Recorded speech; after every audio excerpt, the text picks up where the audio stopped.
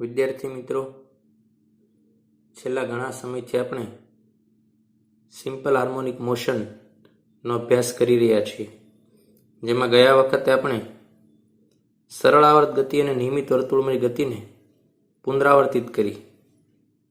કોઈ નિયમિત વર્તુળમય ગતિ કરતો પદાર્થ હોય તો તે પદાર્થનો એક્સ અક્ષ ઉપર પ્રક્ષેપ કે વાય અક્ષ ઉપર પ્રક્ષેપ સિમ્પલ હાર્મોનિક મોશન સ આગળ કરે છે. તેના વેગનું સૂત્ર, તેના પ્રવેગનું સૂત્ર એક્સ અને વાય અક્ષ ઉપરથી આપણે સાબિત કરતા શીખ્યા. સરળ આવર્ત ગતિમાં બળનો નિયમ પણ આપણે શીખ્યા અને સરળ આવર્ત ગતિનું વિકલ સમીકરણ કેવી રીતે મેળવાય તે પણ જોયું. સાથે સાથે કોઈ પોઝિશન માટે એનું સમીકરણ કેવી રીતે લખાય અને આલેખનો અભ્યાસ કર્યો. ઉપરાંતમાં તેને અનુરૂપ કેટલાક દાખલાઓ અને સરળ આવર્ત ગતિમાં ઉર્જાનો આપણે અભ્યાસ કરતા હતા. વિદ્યાર્થી મિત્રો, આ બધા ટોપિક જે છે એ આજે મંગળવારની પરીક્ષામાં પૂછાવાના છે, એટલે તમે તૈયારી કરી હશે. આજે આપણે વધુ આગળ અભ્યાસ કરવા જઈ રહ્યા છીએ. વિદ્યાર્થી મિત્રો, ગયા વખતે આપણે સરળ આવર્ત ગતિમાં ઉર્જા જે છે તે ઉર્જાની બીજી રીત આપણે જોઈ ત્યાં છેલ્લે, કે ભાઈ આવી રીતે વીનું સૂત્ર કે is equal two 1/2 m omega square અથવા તો કે એ સ્ક્વેર વાય સ્ક્વેર. ત્યારબાદ સ્થિતિ ઉર્જા માટે 1/2 કે વાય સ્ક્વેર, કેના બદલે m ઓમેગા સ્ક્વેર. ત્યારબાદ કુલ યાંત્રિક ઉર્જા બરાબર કે પ્લસ યુ 1/2, બંનેની કિંમતો તમે મૂકી દો, અંદર ગુણાકાર કરશો તો તમને મળશે. કેટલાક દાખલાઓમાં આ સૂત્રનો ઉપયોગ થાય છે 1/2 m ઓમેગા સ્ક્વેર એ સ્ક્વેર, તો કેટલાક દાખલાઓમાં E બરાબર 1/2 કે સ્ક્વેર સૂત્રનો ઉપયોગ થાય છે. હવે સાથે સાથે આમનું આપણે આલેખ સ્વરૂપ પણ જોઈએ તો અહીંયા જે છે તે કુલ એનર્જી છે, યાંત્રિક ઉર્જા છે. આ મધ્યમાન સ્થાન છે, આ જે છે એ કોઈ અંતિમ સ્થાન છે, એક તરફનું પોઝિટિવ અને આ બીજું છે એક તરફનું નેગેટિવ. મધ્યમાન સ્થાન ઉપર વી મેક્સિમમ હોય, આ આપણને ખબર છે. મધ્યમાન સ્થાન ઉપર વી હંમેશા મેક્સિમમ હોય અને એક્સ તો 0 છે જ, તો મધ્યમાન સ્થાન ઉપર વી મેક્સિમમ હોય તો અહીંયા ગતિ ઉર્જા મહત્તમ હોવી જોઈએ. તો જો આ ગતિ ઉર્જાનો ગ્રાફ અહીંયા ટોચ ઉપર પહોંચી ગયો છે. ગતિ ઉર્જાનો ગ્રાફ એકદમ ટોચ ઉપર, આ લાઈન છે ગતિ ઉર્જાની છે. અંત્ય બિંદુઓ ઉપર ગતિ ઉર્જા એટલે 1/2 mv સ્ક્વેર હોય, એમાં અહીંયા વી 0 હોય, તો જો ગતિ ઉર્જા પણ 0 છે અને અહીંયા વી 0 હોય તો તે ગતિ ઉર્જા 0 છે. સાથે સાથે મહત્તમ સ્થાનાંતર છે, તો ત્યાં જગ્યા ઉપર સ્થિતિ ઉર્જા મેક્સિમમ છે, તો સ્થિતિ ઉર્જા મહત્તમ છે. તો આ ગ્રાફ સ્થિતિ ઉર્જાનો છે, તો સ્થિતિ ઉર્જા અહીંયા 0 છે, અહીંયા મહત્તમ છે. તો બંને ગ્રાફ તમે જોશો તો તમને ખ્યાલ આવશે કે એક જ્યારે વધે છે તો બીજું ઘટે છે, એક ઘટે છે તો બીજું વધે છે, એક મેક્સિમમ પોઈન્ટ ઉપર જાય છે તો બીજી ઉર્જા 0 થાય છે. જ્યારે સ્થિતિ ઉર્જા મહત્તમ છે, દેખો અહીંયા, તો ગતિ ઉર્જા અહીંયા 0 થઈ ગઈ છે, એ જ લાઈન ઉપર, એ જ પોઈન્ટ ઉપર, રાઈટ. અહીંયા પણ જો ગતિ ઉર્જા 0 છે, કેમ કે વેગ 0 થઈ ગયો, તો સ્થિતિ ઉર્જા મેક્સિમમ છે.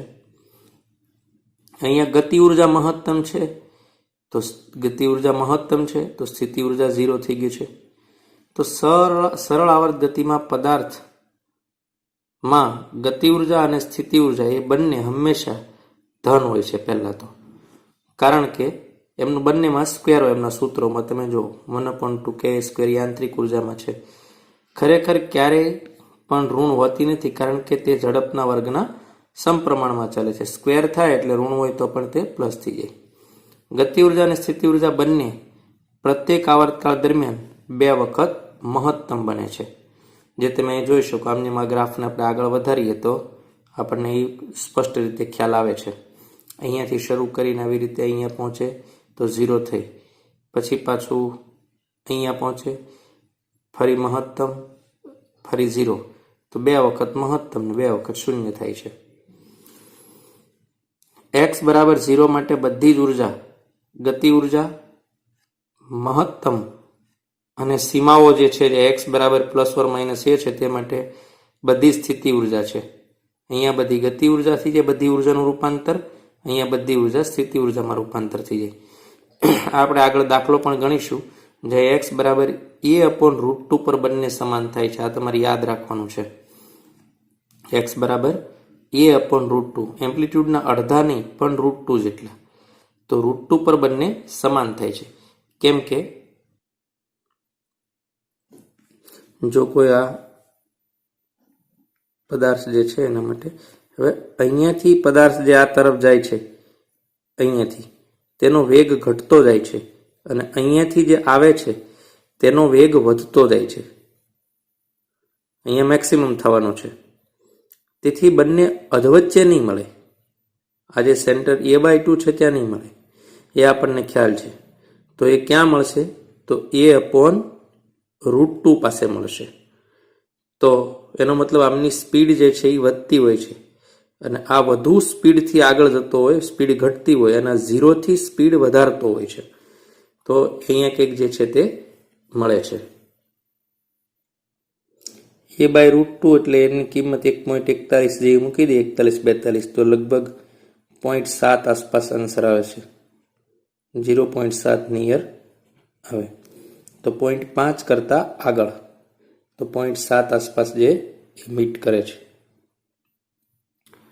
તો આમ a/√2 પર બંને સમાન થાય છે, ગતિ ઉર્જા અને સ્થિતિ ઉર્જા, જે આ પોઈન્ટ છે a/√2. સ્થિતિ ઉર્જા જે છે એ t બરાબર t/2, t 3t/2 વગેરે સમયે લઘુત્તમ થાય છે સ્થિતિ ઉર્જા. તો તમને ખબર છે કે આમ દોરશો ગ્રાફ એનો, તો 0, t અગાઉ મેં શીખવાડ્યું, t/2 આગળના ગ્રાફમાં પણ શીખ્યા છે. તો તે સમયે સ્થિતિ ઉર્જા લઘુત્તમ થાય તો ગતિ ઉર્જા મહત્તમ થાય. આ જ રીતે t/4, 3t/4, 5t/4 સમયે સ્થિતિ ઉર્જા જે છે એ મહત્તમ થશે તો ગતિ ઉર્જા લઘુત્તમ થશે. x બરાબર 0 પર u મિનિમમ થાય અહીંયા, પરંતુ 0 થાય એની ગેરંટી હોતી નથી. અહીંયા એક ખાસ વાત એ યાદ રાખશો કે ભાઈ a બરાબર 0 હોય, x બરાબર a હોય ત્યારે ગતિ ઉર્જા 0 થાય જ. અંત્ય બિંદુઓ ઉપર ગતિ ઉર્જા 0 થાય એની ગેરંટી હોય છે. પણ મધ્યમાન બિંદુ ઉપર સ્થિતિ ઉર્જા લઘુત્તમ થાય એમ કહી શકીએ, 0 થાય એની ગેરંટી હોતી નથી. કારણ કે કેટલીક વખત આ ગ્રાફને અહીંયાથી એટલો ઉપરથી આમ જતો હોય છે, એટલે કે u0 જેટલી ઉર્જા સ્થિતિ ઉર્જા એનામાં રહે છે. બધી જ જે ઉર્જા છે એનું ગતિ ઉર્જામાં રૂપાંતર નથી થતું હોતું. તો એ ગ્રાફ તમને આમ કેટલીક વખત ઉપર દેખાતો હોય છે. પણ ફરીથી અંત્ય બિંદુઓ ઉપર ગતિ ઉર્જા શૂન્ય થાય જ આ ગેરંટી છે, પણ સ્થિતિ ઉર્જા શૂન્ય થાય જ એવી ગેરંટી હોતી નથી, પર લઘુત્તમ થાય. કેમ કે u0 જે છે તે બચે છે x બરાબર 0 પાસે. એમનો ગ્રાફ જે છે એ આવો મળે છે, આટલો ઉપર હોય, સામાન્ય કરતા આટલો ઉપર હોય u0 જેટલો. તેથી x બરાબર 0 પોઈન્ટ પાસે સ્થિતિ ઉર્જા 0 ન થાય ત્યારનો ગ્રાફ છે, જ્યારે ગતિ ઉર્જા છે અંત્ય બિંદુઓ પાસે 0 થાય છે. સ્થિતિ ઉર્જા અને ગતિ ઉર્જાના દોલનોની આવૃત્તિ એ SHM કરતા પદાર્થના કણના સ્થાનાંતર અથવા વેગ અથવા પ્રવેગથી 2 ગણી હોય છે. નાની નાની બાબતો જે છે એ MCQમાં પૂછાતી હોય છે, માટે ખાસ તમારે યાદ રાખવાનું છે. જો કે વિદ્યાર્થી મિત્રો, આ ચેપ્ટરમાં આપણી ટેક્સ્ટ બુકમાં છે એના કરતાં અનેક ગણું નીટ અને JEEમાં હોવાથી ટેક્સ્ટ બુકમાં આ બધી બાબતો આપણને જોવા મળતી નથી. કુલ ઉર્જાની આવૃત્તિ 0 હોય છે, કારણ કે તે હંમેશા અચળ હોય છે. SHM કરતા કણની ઉર્જા બધા સમયે અને સ્થાનાંતરે સમાન હોય છે, કારણ કે એ યાંત્રિક ઉર્જા જેટલી અચળ હોય છે. કાં તો ગતિ ઉર્જામાં એનું રૂપાંતર થતું હોય, કાં તો સ્થિતિ ઉર્જામાં, પણ કુલ ઉર્જા હંમેશા અચળ રહેતી હોય છે. આપણે કેટલાક દાખલાઓ જે છે તે જોડે ગણવાના છીએ એમાં, જેથી કરીને આપણને તે ટોપિકનો ખ્યાલ આવે. સરળ ગતિ કરતા કણ માટે જ્યારે સ્થાનાંતર કંપ વિસ્તારના અડધા ભાગનું હોય ત્યારે કુલ ઉર્જાનો કેટલો ભાગ ગતિ ઉર્જા હોય અને કેટલો ભાગ સ્થિતિ ઉર્જા હોય? કોઈક સહાયક કણ કરે છે, એનું સ્થાનાંતર કંપ વિસ્તારના અડધા ભાગનું થાય. જ્યારે x બરાબર a/2 જેટલું થાય ત્યારે કુલ ઉર્જાનો કેટલામો ભાગ ગતિ ઉર્જા અને કેટલામો ભાગ સ્થિતિ ઉર્જા હોય? પહેલો સવાલ. કયા સ્થાનાંતરે ગતિ ઉર્જા અને સ્થિતિ ઉર્જા સમાન હોય છે, જે મેં હમણાં તમને કીધું હતું. તો સૌથી પહેલા કુલ ઉર્જા એટલે 1/2k² આપણે સાબિત કર્યું. તેથી આ સૂત્રો બધા અલગ નોટ બનાવવાની છે અને સૂત્રો યાદ રાખવાના છે, રાઈટ. હવે ગતિ ઉર્જા છે તેના માટે આપણું સૂત્ર છે 1/2k² - x². એની જગ્યાએ શું મૂકી દઈશું? a/2, કેમ કે અડધા ભાગનો કંપ વિસ્તાર. તો કાઇનેટિક એનર્જી 1/2 અહીંયા સ્ક્વેર થશે એટલે a²/4. 4 આ બાજુ જશે તો 4 માંથી 1 જાય એટલે 3/4. તો આ જે છે આટલા ભાગને આપણે શું કહીએ છીએ? કુલ ઉર્જા E. તો આ 3/4 E યાંત્રિક ઉર્જાનો 4 માંથી 3 ભાગ ગતિ ઉર્જામાં રૂપાંતર થઈ ગયું છે જ્યારે અડધે હોય ત્યારે, એટલી સ્પીડમાં જતું હોય. જ્યારે સ્થિતિ ઉર્જા એટલે શું? P બરાબર 1/2 પોટેન્શિયલ એનર્જી બરાબર 1/2kx². એમાં પણ આપણે x ના બદલે a/2 મૂકીશું અને વર્ગ કરીશું. તો 1/2k a²/4. તો 1/2k a² 1/4. 1/2k a² છે એ આપણી યાંત્રિક ઉર્જા છે, તો એના બદલે શું મૂકી દેવાય? E. તો એનો અર્થ એમ થાય પોટેન્શિયલ એનર્જી ચોથા ભાગની હોય. તો હવે તમને ખ્યાલ આવશે કે અડધો ભાગ જ્યારે હોય, હમણાં મેં તમને બતાવ્યું તો એવી રીતે કે અધવચ્ચે આવી રીતે ભેગા ન થઈ શકે બે પદાર્થો.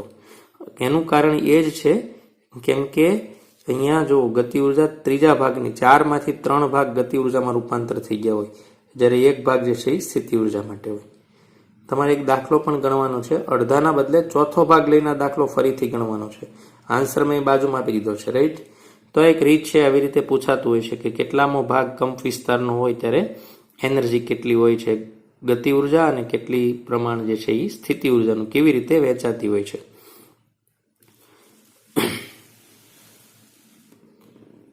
ત્યારબાદ બીજો આપણનો ભાગ હતો આ દાખલાનો બીજો ભાગ છે કે ભાઈ કયા સ્થાનાંતરે ગતિ ઉર્જા અને સ્થિતિ ઉર્જા સમાંતર થશે.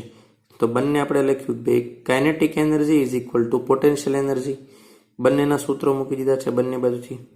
અંદર ગુણાકાર કર્યો છે આનો આવી રીતે આમ કરીને, એક સ્ટેપ છે, રાઈટ. હવે આ સ્ટેપને બધામાંથી 1/2k કેન્સલ થઈ ગયા અને આ ભાગ આ બાજુ આવશે. તો અહીંયા ખાલી કોણ વચ્ચે?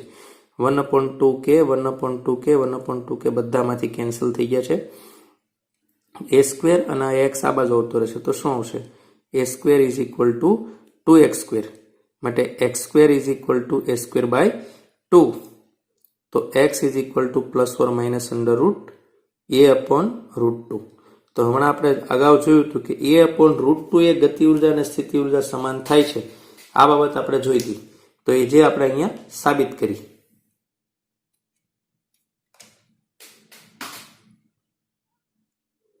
તો તમારે યાદ રાખવાનું છે કે કેવી રીતે a/√2 એ સમાન થાય છે તેની સાબિતી, અથવા ક્યાં સમાન થાય તો એનો પણ ખ્યાલ હોવો જોઈએ.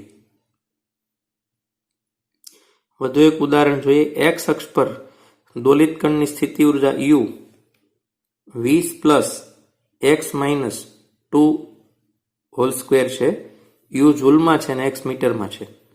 તો કુલ યાંત્રિક ઉર્જા જો 36 જૂલ હોય તો પહેલું કણ સ આગળ કરે છે કે નહીં એમ શોધો. પહેલા શું આ કણ જે છે એ સરળ આવર્ત ગતિ કરે છે? બીજું મધ્યમાન સ્થાન શોધો. ત્રીજું કણની મહત્તમ ગતિ ઉર્જા શોધો. તો સૌથી પહેલા તો u બરાબર 20, નામનું આપણે વિસ્તરણ કરી દીધું. પ્રથમ પદનો વર્ગ -2 ગુણ્યા પહેલું બીજું પ્લસ અંતિમ પદનો વર્ગ તમને આવડે છે. હવે તમે અગાઉ શીખ્યા છો f is equal two -du/dx. સ્થિતિ ઉર્જાનું સ્થાનની સાપેક્ષે ઋણ વિકલન એટલે બળ, એ તમે કાર્ય ઉર્જા પાવરમાં શીખ્યા છો. તો f is equal two -du/dx એટલે કે સ્થિતિ ઉર્જાનું સ્થાનની સાપેક્ષે વિકલન. તો u ની કિંમત અહીંયા મૂકી દીધી છે. વિકલન તમને આવડે છે. 20 જે છે એ અચળ છે, તેનું વિકલન નહીં આવે. ઘાત આગળ, ઘાતમાંથી 1 બાદ તો 2x -4, અને આ 4 અચળ પદ છે એટલે એ પણ નહીં આવે. બે સામાન્ય લઈ લીધા તો -2 બાર x - 2 આવશે અહીંયા, જે કોના જેવું છે? તો f is equal to -kx જેવું છે. તેથી પહેલો જવાબ છે કે હા, કણ સરળ આવર્ત ગતિ કરે છે, આના જેવું છે. આ સૂત્ર લાગુ પડે છે અહીંયા. બીજો પ્રશ્ન એવો છે મધ્યમાન સ્થાન શોધો. તો કણનું મધ્યમાન સ્થાન ક્યાં હોય? x બરાબર 0. તો x ના બદલે આપણે શું જોઈએ છે? x minus 2. તો x minus 2 is equal to 0. તો x is equal to 2 metre. તો મધ્યમાન સ્થાન જે છે એ 2 મીટર મળશે. કણની મહત્તમ ગતિ ઉર્જા શોધો. તો મહત્તમ ગતિ ઉર્જા બરાબર આપણે શું કહીએ? આંતરિક ઉર્જા માઇનસ મિનિમમ સ્થિતિ ઉર્જા. એક મહત્તમ હોય તો બીજી મિનિમમ હોય. સરવાળા સૂત્ર તો આપણને ખબર જ છે કે ભાઈ E ઇઝ ઇક્વલ ટુ કે પ્લસ યુ. ગમે તેટલું થાય. ટોટલ 10 રૂપિયા હોય તો હવે આ બંને ગમે તે 10માં જ વેચાય. 2 5 5 હોય, 3 7 હોય, કંઈ પણ 2 8 હોય, પણ હોય 10. તો E માંથી બાદ કરીએ આપણે યુ મિનિમમ. તો યુ મિનિમમ છે અહીંયા શું છે? તો 36 માઇનસ 20. યુ મિનિમમ અહીંયા હું તમને મેળવીને બતાવ્યું છે બાજુમાં કે 20 પ્લસ એક્સની કિંમત મૂકી છે અહીંયા 2. તો 2 માઇનસ 2 ઇઝ ઇક્વલ ટુ 0. માટે 20 જૂલ યુ મિનિમમ મળશે. તો 36 માંથી 20 જાય તો કેટલો જવાબ આવશે? 16 જૂલ. એક કણ તેની સમતોલન સ્થિતિએથી ટી આવર્તકાળ સાથે સઆગર રીતે દોલનો શરૂ કરે છે. ટી બરાબર T/12 સમયે કણની ગતિ ઉર્જા અને સ્થિતિ ઉર્જાનો ગુણોત્તર શોધો અથવા ગતિ ઉર્જા અને સ્થિતિ ઉર્જા મેળવો.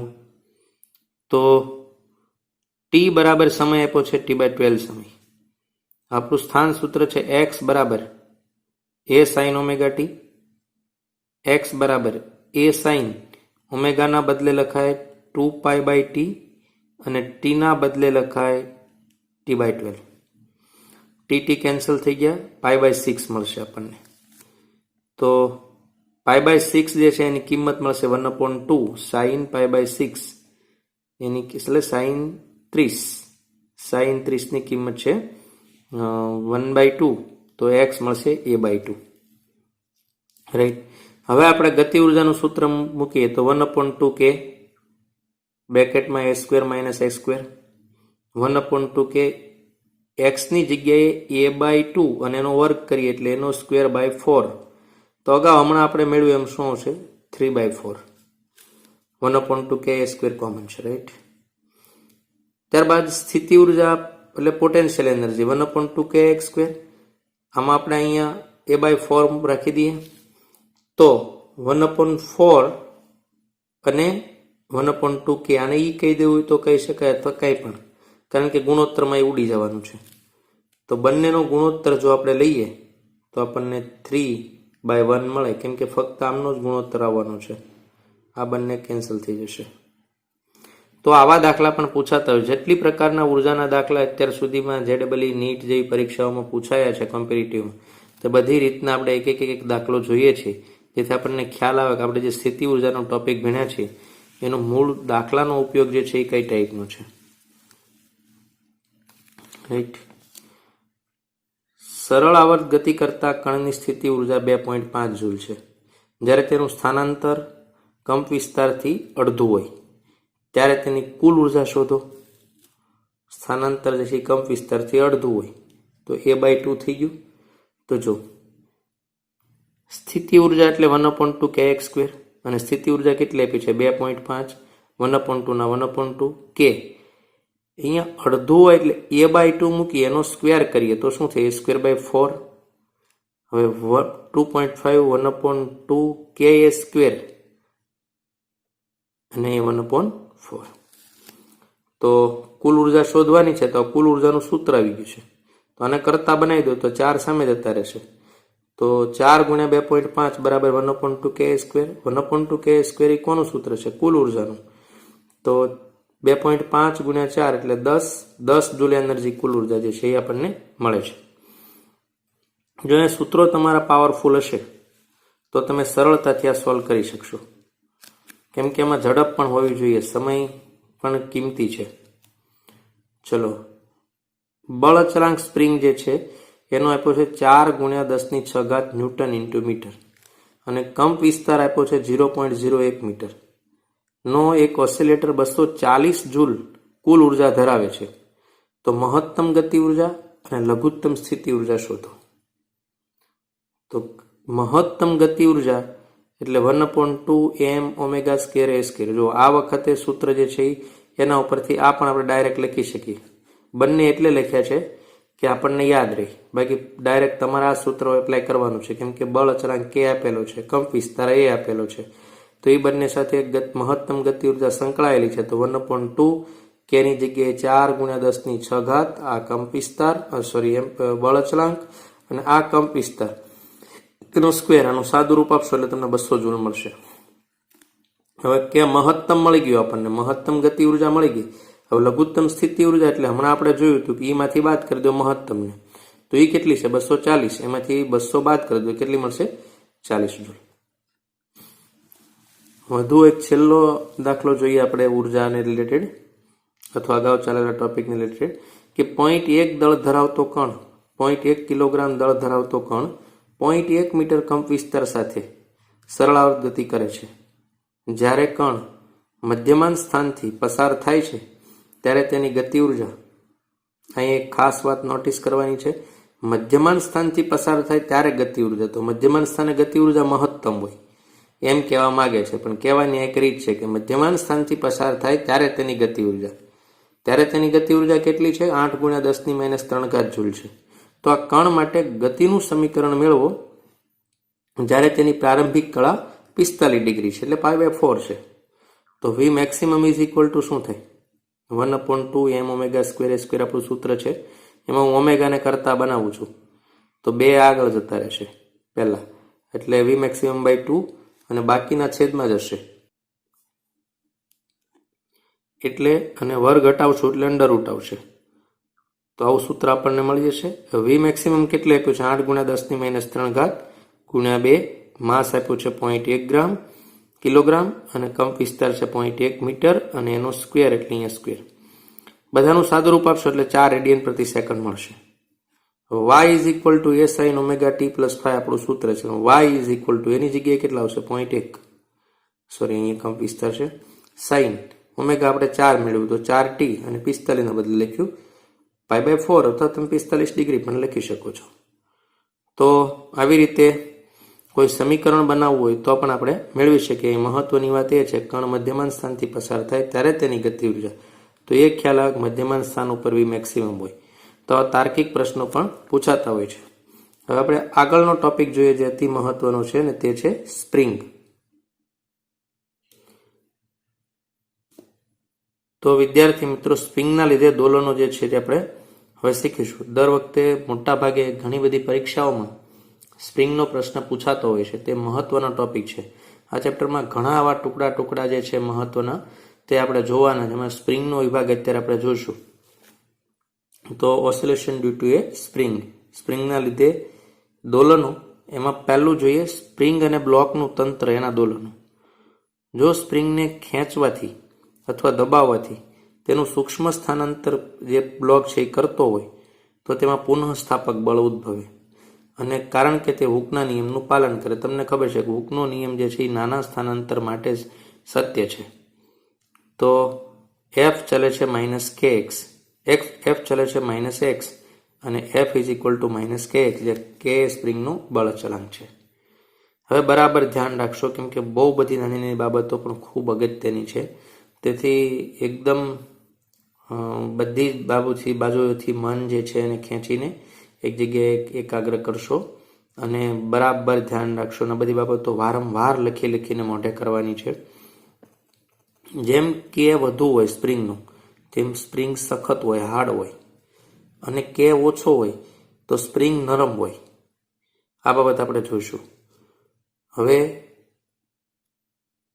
ધારો કે આવી કોઈ બે સ્પ્રિંગ છે, આનો બળ અચળાંક છે K1 અને આનો બળ અચળાંક આપ્યો છે K2. બરાબર ધ્યાન રાખશો. હવે મેં તમને એક રિલેશન આપી દીધો પહેલા કેસીસમાં કે ભાઈ ધારો કે K1 છે ગ્રેટર છે ધેન K2 કરતા. તો આનો અર્થ તમે સમજશો સૌથી પહેલા કે આ બેની સરખામણીમાં આ સ્પ્રિંગ હાર્ડ છે અને આ સ્પ્રિંગ નરમ છે સરખામણીમાં. હવે પહેલું છે કે બંનેને સમાન આપણે દબાવી છે, સમાન x જેટલી પુશ કરવી છે. તો તમે વિચારો કે આ સ્પ્રિંગ જે છે એ કેવી છે, સખત, એની હાર્ડ છે, અને આ સ્પ્રિંગ છે નરમ. તો તમને બંનેની એક જ સરખી આપણે x જેટલી દબાવી છે, એક જ સરખી. બંનેને આટલી આપણે દબાવી છે, એક્સ જેટલી. તો ઉપરથી આપણે બળ લગાડીએ ફોર્સ, આજે આના ઉપર લગાડીએ F1, આના ઉપર લગાડીએ F2. તો તમે વિચારો કે શું બંને બળ સરખા હશે? પહેલો સવાલ છે.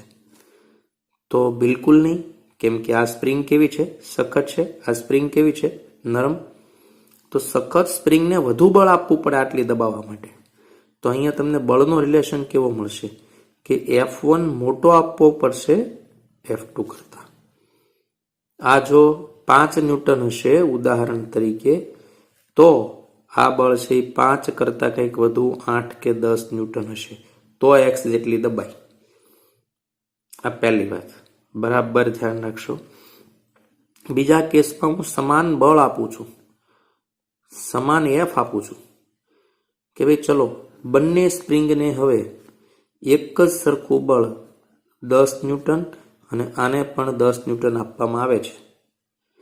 તો શું બંને એક સરખી દબાશે? આ બીજો સવાલ છે. અગાઉ એવું હતું કે એક સરખી દબાવવા માટે શું બળ એક સરખું આપવું પડે? હવે બળ એક જ સરખું આપ્યું છે, તો સખત સ્પ્રિંગ જે છે ને તે ઓછી દબાશે અને નરમ સ્પ્રિંગ અહીંયા સુધી જેટલી દબાવી છે. તો બળ સમાન હશે તો X2 જે છે એ મોટું હશે, X1 નાનું હશે. X2 એટલે વધુ પ્રેશર થઈ ગયું છે, અહીંયા ઓછી દબાણી છે. સમાન બળ આપો તો આ વધારે દબાઈ જાય. એક સરખી દબાવી હોય તો આને બળ ઓછું જોઈએ, વિચારો બરાબર, અને આને બળ વધારે આપવું પડે કારણ કે આ હાર્ડ છે. તો આવું તમને આના ઉપરથી ખબર પડશે. આ એનો આધાર છે. તમે એક એન્જિનિયર થશો, એ કાર બનતી છે તો એની ઉપર સસ્પેન્શનની સ્પ્રિંગ કેવી રાખવી, એક લિફ્ટના નીચે 4 સ્પ્રિંગો છે તો એ કેવી રાખવાની, કેટલો કે રાખવાનો, એ લોડ કાઉન્ટ કરતા તમે શીખશો સ્પ્રિંગના ટોપિકમાં. પણ અત્યારે કેની ઓળખ તમે સમજી લો આ બે બાબતથી, કે સમાન સ્થાનાંતર કરવું હોય તો આ ઇઝીલી દબાઈ જાય, તો એ બળ ઓછું જોઈએ, F2 નાનો હોય, અને આ જે છે એને તાકાત વધારે આપવી પડશે આની સરખામણીમાં, અને સમાન બળ આપશો તો આ વધુ દબાશે, આ ઓછી દબાશે. તો આટલી બાબત તમે ખ્યાલ રાખશો. તો વિદ્યાર્થી મિત્રો, એ જ બાબત મેં શબ્દોમાં લખી છે કે સમાન બળ બે સ્પ્રિંગો જેનો K1 મોટો હોય એના ઉપર આપવામાં આવે તો સ્થાનાંતર, જે નરમ સ્પ્રિંગ છે 2 નંબરની સ્પ્રિંગ નરમ છે, અહીંયા જ આપણને ખ્યાલ આવી ગયો, તો એનું વધારે સ્થાનાંતર થશે અને 1 નંબરની સ્પ્રિંગનું ઓછું થશે, કેમ કે આ વખતે તમે શું રાખ્યું છે? બળ સમાન આપ્યું છે. અથવા હવે બીજો કેસ કીધો, સમાન સ્થાનાંતર કરવું હશે તમારે તો સખત સ્પ્રિંગને બળ વધારે આપવું પડશે, F1 ગ્રેટર ધેન F2 આપવું પડે તો થાય. સ્પ્રિંગને આપણે વજન રહિત ધારીશું. આ મોસ્ટ IMP વાત છે. તમે તણાવ બળ શીખી ગયા છો 5મા ચેપ્ટરમાં ગતિના નિયમોમાં, ત્યારે તમે શીખ્યા છો, વારંવાર આ વાતનો ઉપયોગ કરીશું કે દોરી જે છે એના બધા જ બિંદુએ ટેન્શન જે છે એ સમાન છે. એકવાર હું તમને બતાવી દઉં છું. તો વિદ્યાર્થી મિત્રો, આવી રીતે કોઈ દોરીના છેડે M દળનો પદાર્થ લટકાવ્યો છે તો નીચે તરફ mg બળ લાગે છે અને ઉપર તરફ તણાવ બળ T લાગે છે. પણ પ્રશ્ન એ છે કે આ તણાવ બળ T અહીં કયા પોઈન્ટ ઉપર વધારે હોય? અહીંયા A પોઈન્ટ લઈ લો, અહીંયા માનો કે B પોઈન્ટ લઈ લઈએ, અહીંયા માનો કે C છે અને અહીંયા D છે. તો ચિત્ર જોતા તમે શીખી જ ગયા છો એટલે હું વધારે બહુ તમને ઉદાહરણ નથી આપતો, પણ જે ભણે નહીં ત્યાં સુધી કોઈ વિચારે કે આને ફૂલ બળ વધારે તણાવ બળ હશે અને આ તો ઊંઘતા હશે, અને તો ખ્યાલ નહીં હોય કે નીચે કોઈ બ્લોક લટકી રહ્યો છે. ઉપર જાય એમ ક્રમશઃ બળ ઘટતું જતું હોવું જોઈએ, પણ એવું છે નહીં. દોરીમાં સમગ્ર જગ્યા ઉપર અહીંયા જેટલું ટેન્શન છે એટલું જ ટેન્શન અહીંયા પણ હોય. તણાવ બળ બધે સમાન હોય જ્યાં સુધી દોરીને આપણે દળ રહિત ધારીએ છીએ.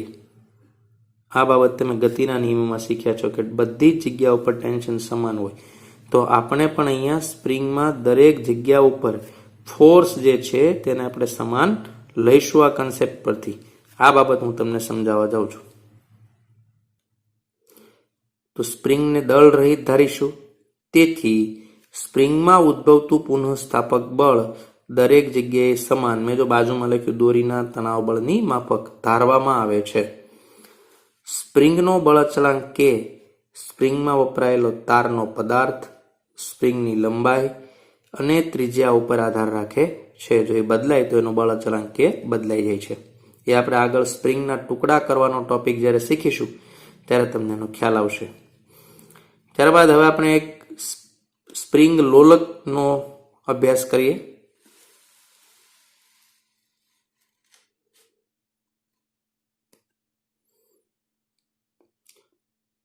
ધારો કે વજન રહિત સ્પ્રિંગ પરથી નાના દળને લટકાવવામાં આવે તો એ ગોઠવણીને સ્પ્રિંગ લોલક કહેવાય. સ્પ્રિંગ લોલક માટે આપણને હમણાં અગાઉ ખબર છે હુકનો નિયમ છે કે F બરાબર -kx.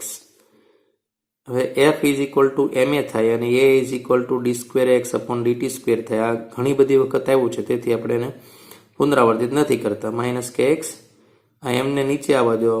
વિકલ સમીકરણ સાબિત કર્યું એની થિયરી જોઈ લો. આગળનો વિડીયો જેને ખ્યાલ નથી આ કેવી રીતે એવું આગળનો વિડીયો જોઈ શકે છે. તો આને આપણે કહીએ છીએ ઓમેગા, તો એના બદલે આપણે મૂકી દીધું ω². તો અહીંયા ઓમેગાનું સૂત્ર આવશે omega is equal to √k/m. T is equal to 2π/ omega છે, તો અહીં છેદમાં ઓમેગાની કિંમત મૂકીએ તો ટી ઇઝ ઇક્વલ ટુ 2π અને એમ અને કે ઉલટા થઈ જશે. અને આવૃત્તિના આવર્તકાળ પરસ્પર ઉલટા સુલટા હોય તમને ખ્યાલ છે. તો અહીંયા કે ઉપર જતો રહે, અહીંયા એમ નીચે આવશે. મહત્વની વાત વિદ્યાર્થી મિત્રો એ છે અહીંયા કે ભાઈ યાદ જ ન રહે કે ક્યારે એમ ઉપર ને ક્યારે કે નીચે. આવર્તકાળ જ યાદ રાખવાનો છે. તો જો હું એક તમને થોડી નાની ટેકનિક પણ શીખવાડું છું. સૌથી પહેલું ટી ચલે છે 1/k હોય. જે સ્પ્રિંગ હાર્ડ હોય, જે સ્પ્રિંગ કે મોટો એટલે હાર્ડ હોય તો એનો આવર્તકાળ નાનો હોય, ટી નાનો હોય. એકદમ એ જમ્પ કરશે નહીં કેમ કે એ હાર્ડ સ્પ્રિંગ છે. અને જે દળ જેમ વધારે લટકાવેલું હોય તો આવર્તકાળ વધુ હોય કેમ કે વધુ સ્પ્રિંગ ખેંચાય અને વધુ આવી રીતે આમ દોલન પૂર્ણ થાય તો ટી વધી જાય. તો આપણે એ યાદ રાખશું કે ટી ચલે છે 1/k હોય. હાર્ડ સ્પ્રિંગનો આવર્તકાળ નાનો હોય. સ્પ્રિંગ હાર્ડ હોય એમ આવર્તકાળ નાનો હોય. તો તમને ખ્યાલ આવી જશે કે ભાઈ ટી ચલે છે 1/k એટલે કે છેદમાં આવશે ને એમ ઉપર આવશે. આ રિલેશન તમે જો યાદ રાખો બેમાંથી એક, તો કોઈ દિવસ આ સૂત્રમાં ભૂલ પડે નહીં. નહીં તો મોટાભાગના વિદ્યાર્થીઓ 2 વર્ષ 11-12 પૂરા થયા હોય ત્યારે આવર્તકાળનું સૂત્ર જે છે એ ભૂલી જતા હોય. અને સાથે સાથે એ વાત પણ યાદ રાખો કે આ સૂત્ર 12થમાં પણ એટલું જ વપરાવાનું છે, નહીં કે 11થમાં. ટી એફ ઉપર આધારિત નથી. સ્પ્રિંગના લોલકનો આવર્તકાળ પૃથ્વીના પ્રવેગથી સ્વતંત્ર હોય છે. એટલે તમે સ્પ્રિંગ લોલક ઘડિયાળ હોય એને પર્વત કે ટેકરી ઉપર લઈ જાઓ એટલે જીના મૂલ્યો બદલાતા હોય. આપણે શીખ્યા જીનું મૂલ્ય 4 પ્રકારે બદલાય છે. એમાં પૃથ્વીની સપાટી કંઈક ઊંચી કે કંઈક નીચે છે તો ત્યાં પણ જીના મૂલ્યનો આંશિક ફેરફાર થાય છે. તો તેથી લખ્યું છે પર્વત ઉપર લઈ જાઓ, ચંદ્ર ઉપર લઈ જાઓ કે કોઈ પણ ઉપગ્રહમાં લઈ જાઓ, ટી બદલાતો નથી. જો કોઈ સ્પ્રિંગ લોલક કોઈ સમક્ષિતિજ સપાટી કે ઢાળવાળી સપાટી, થીટા ખૂણે ઢાળવાળી સપાટી ઉપર દોલન કરે તો પણ તેનો આવર્તકાળમાં બદલાવ થતો નથી. ધારો કે આ એક સમક્ષિતિજ સપાટી છે, એની સાથે થીટા ખૂણે આવી રીતે ઢાળ છે અને અહીંયાથી એક સ્પ્રિંગ સાથે એક એમ દળનો બ્લોક આપણે રાખ્યો છે. તો તમે એક વાત શીખ્યા છો હંમેશા ગતિના નિયમોમાં કે ભાઈ નીચે તરફ જે જાય છે mg sin થીટા ઘટક છે એનો. અહીંયા તમે નોર્મલ દોરતા હતા, નોર્મલનો એક ઘટક લેતા હતા, એક mg cos થીટા, એક mg sin થીટા વગેરે વગેરે, પર નીચે તરફ જાય છે તે mg sin થીટા છે. હવે વિચારો કે દોલનો દરમિયાન એમ નહીં બદલાય, જી નહીં બદલાય અને થીટા નહીં બદલાય. જ્યારે આ દોલનો કરશે તો આ ત્રણ ક્યારેય બદલાતા નથી. એમ, જી અને થીટા ન બદલાય તેથી આ બળ કેવું રહે? અચળ. અને અચળ બળ રહે એટલે આવર્તકાળ પણ કેવો થશે? F is equal two 2π√m/k. તો આ કેસમાં પણ આપણે ધ્યાન રાખીશું. બધામાં હું આવર્તકાળના સૂત્રો તમને બતાવું અલગ. ત્યારબાદ જો દળ લટકાવેલી સ્પ્રિંગ નો શિરોલંબ દિશામાં ખેંચાણ x0 હોય તો m દળના સમતોલન માટે ધારો કે એક સ્પ્રિંગ લટકેલી હોય અને આપણે x0 જેટલી નીચે તરફ ખેંચી લીધી મેં, તો સ્પ્રિંગમાં બળ કેવું ઉત્પન્ન થશે? કે x0 જેટલું ઉપર તરફ અને નીચે તરફ કેવું હોય? mg. તો સંતુલન સમયે શું થાય? mg is equal to kx naught. તો આ m ને નીચે આવવા દો અને આમ જવા દો, k ને નીચે આ તરફ, તો m અપોન k, તો g આ બાજુ જશે, તો x નોટ બાય g. આવું શું કામ મેળવ્યું છે? તો આવર્તકાળનું સૂત્ર શું છે? t બરાબર 2π √ m અપોન k. તો m અપોન k ની જગ્યાએ તમે x નોટ બાય g પણ લખી શકો છો, પરંતુ યાદ રાખો કે લોલકનો આવર્તકાળ ગ્રેવિટીના કારણે પ્રવેગથી સ્વતંત્ર છે, એ ભૂલવું જોઈએ નહીં. તો આ કેટલાક દાખલાઓ જે છે એમાં આપણને આપેલી માહિતી આવા પ્રકારની હોય તો આ પણ એક આવર્તકાળનું સૂત્ર છે. બધી જ બાબતો આટલી સ્પીડમાં તમે ડાયલ્યુટ ન કરી શકો, પચાવી ન શકો, માત્ર ખાઈ શકો. તમારે વારંવાર આ બધા પ્રયત્નો કરીને, મહેનત કરીને જોવું જોઈએ. સ્પ્રિંગ ઘણી મોટી છે, ત્યારબાદ બહુ બધા ટોપિક આમાં છે તે આપણે જોતા શીખતા જવાના છે. અને એકદમ SHM છે અને મજબૂત ફાઉન્ડેશનથી આપણે તૈયાર કરવાનું છે એનું બિલ્ડિંગ. તો તમે પણ સાથે એટલો સાથ સહકાર આપી શકશો તો જ બની શકે. બાકી તો એકલા આવા વિડીયો તો બહુ બધા અવેલેબલ છે જ ઓલરેડી, બધું જ છે, પણ ટચઅપ માટે તમારે પોતાએ જે છે એ પણ એટલો સપોર્ટિવ રહેવું પડશે. ત્યારબાદ જો કોઈ બે કણો આવી રીતે બે દોલનો જે છે એને જોડેલા છે, બે કણોને સ્પ્રિંગની વચ્ચે, એમાંથી કોઈ એક જ, માત્ર એક જ દોલન કરતો હોય, તો t બરાબર 2π √ દોલન કરતા કણનું દળ ભાગ્યા બળ અચળાંક સ્પ્રિંગનું. તો અહીં ધારો કે m1 જે છે એ અપડાઉન કરે છે, આ સ્થિર છે, તો t is equal to 2π √ m1 by k. એકાદ બે દાખલા પણ હમણાં જોઈશું. ચલો, m દળનો એક પદાર્થ સ્પ્રિંગ સાથે જોડેલો છે, 4 સેકન્ડ આવર્તકાળ સાથે દોલનો કરે છે. આનો અર્થ માત્ર એટલો જ છે કે વિડીયો તમે પોઝ કે સ્ટોપ કરીને તમે દાખલો ગણી શકો. બાકી એમાંનું કોઈ સિક્રેટ કંઈ છે નહીં, પણ તમે તમારી બુદ્ધિની ધાર આટલા સૂત્રો ઉપરથી તમે કસી શકો. સૂત્રોને કાર્ડ બનાવો, સૂત્રોની શીટ બનાવો કે ચોપડો બનાવો, એનો પ્રયોગ કરવા માટેનો છે. દરેક ટોપિકના અંતે એ ટોપિકમાં વપરાયેલા સૂત્રને અનુરૂપ દાખલા હોય છે. બસ આટલો જ હેતુ છે. બાકી તો એ 2 સેકન્ડ આગળ ચલાવશો વિડીયો એટલે સોલ્યુશન મળવાનું છે. સ્પ્રિંગ સાથે જોડેલું છે જે 4 સેકન્ડ આવર્તકાળ સાથે દોલનો કરે છે. હવે એનું દળ જે છે એ 4 કિલો વધારવામાં આવે તો આવર્તકાળ 2 સેકન્ડ વધે છે. તો તે પ્રારંભિક દળનું મૂલ્ય નક્કી કરો. તો જો શરૂઆતમાં m1 આપ્યો છે આપણને m, અને m2 આપણે શું લઈશું? m+4, right. t1 આવર્તકાળ હતો 4 સેકન્ડ, એમાં 2 સેકન્ડનો વધારો, તો કેટલો થયો? 6 સેકન્ડ t2. હવે t ચલે છે √m છે, તો અહીંયા શું આવશે? t1 અપોન t2, તો √m1 અપોન m2. t1 કેટલો આપ્યો છે? 4, t2 કેટલો છે? 6, બંને બાજુ વર્ગ કરી દીધું, તો m, અને અહીંયા કિંમત મૂકી દીધી m+4. અહીંયા કેટલા આવશે? 16, અહીંયા આવશે 36, m+4 સામે ગુણાકાર કરો તો 16m, અહીંયા 64, અહીંયા 36. અમને આ બાદ જવા દીધું, બાદ થશે તો 36 માંથી 16 જાય એટલે 20 બરાબર 64. હવે અહીંયા આપણે લઈશું m ઇઝ ઇક્વલ 64/20, તો 32 દુ 64 થાય, પણ 10 છેદમાં છે તો 3.2 કિલોગ્રામ જે છે એ પ્રારંભિક દળ હશે. તો આ દાખલાને બીજી કોઈ પણ અલગ અલગ રીતે તમે ઘણી બધી રીતે પ્રશ્નનો જવાબ તમે કરીને બનાવી શકો છો, પણ આ એક ટેકનિક છે. ત્યારબાદ વધુ એક દાખલો જોઈએ. એક સ્પ્રિંગના છેડે 700 ગ્રામ, 500 ગ્રામ અને 400 ગ્રામ એમ 3 પદાર્થો લટકાવેલા છે અલગ અલગ દળના, જે અહીં તમને દેખાય છે. એમાંથી 700 ગ્રામનો પદાર્થ દૂર કરવામાં આવે તો આવર્તકાળ 3 સેકન્ડ મળે. તો 500 ગ્રામનો દૂર કરવામાં આવે તો આવર્તકાળ કેટલો મળે? તો જો વિકલ્પો આપેલા છે. 700 ગ્રામ દૂર કરવામાં આવે ત્યારે 3 સેકન્ડ આવર્તકાળ છે, 2π √500, 400 + 400 અને k, કેમ કે આ બંને વચ્ચે 700 ગ્રામ તો દૂર થઈ જશે, તો 2π √900 અને k. હવે 500 ગ્રામ દૂર કરવામાં આવે ત્યારે તો t' is equal to 2π √400/k, કેમ કે એક જ વધ્યો હશે. પછી હવે ગુણોત્તર આપણે લઈ લઈએ તો t બરાબર t' √900/400 એટલે 3/2, t' જે છે એને કરતા બનાવી દઈએ તો આ 3/2 તો 2 ઉપર જતો રહેશે, 3 નીચે આવી જશે, 3 3 કેન્સલ તો આવશે 2 સેકન્ડ.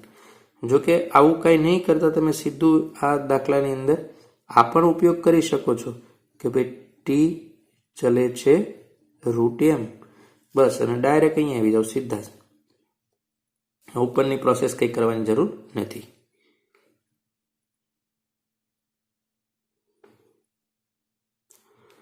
તો વિદ્યાર્થી મિત્રો, આવી રીતે આજે આપણે સ્પ્રિંગ જે છે એનો એક પાર્ટ પૂરો કર્યો, પાર્ટ 1. પાર્ટ 2માં હવે પછીના એટલે કે આવતીકાલ આપણા વિડીયોમાં સ્પ્રિંગના શ્રેણી જોડાણ, સમાંતર જોડાણ વગેરે વગેરે સ્પ્રિંગના કેટલાક કેસ જે છે તે આપણે જોવાના છીએ. તે ઘણો મોટો ટોપિક છે અને ત્યારબાદ આપણે દોલકનો અભ્યાસ કરીશું. પરંતુ તમારે ખૂબ મહેનત કરીને, ખૂબ વધુ પ્રયત્ન કરીને એક એક ટોપિક ઉપર પૂરતું ધ્યાન દઈ અને સૂત્રો જે છે એની નોટ બનાવશો અને વારંવાર એક કરતાં વધુ વાર વિડીયો જોઈને તમે પ્રેક્ટિસ કરશો. મહેનત માગે એવું કામ છે, પરંતુ ફાઉન્ડેશન જો તમારું મજબૂત થશે તો ક્યારેય SHMના વિષયમાં તમને કોઈ સવાલ નહીં રહે. ઝડપથી તમે MCQ સોલ્વ કરી શકશો. બસ એ અપેક્ષા છે. આપણે વિસ્તૃત રીતે આ પ્રયત્ન કરી રહ્યા છીએ કેમ કે આપણી પાસે સમય વધારે છે. નહીં તો આટલા સમયમાં કોર્સ પણ એડજસ્ટ કરવામાં પ્રોબ્લેમ થાય. પણ તમે પૂરતા સમયમાં તૈયારી કરી શકશો તો પૂરતા ટોપિક પણ આપણે વધુ શીખીશું. તો એ સાથ સહકાર તમે રાખશો કારણ કે તમારી પ્રગતિનો સવાલ છે. તો એ અપેક્ષા સહ પૂર્ણ કરીએ. ધન્યવાદ.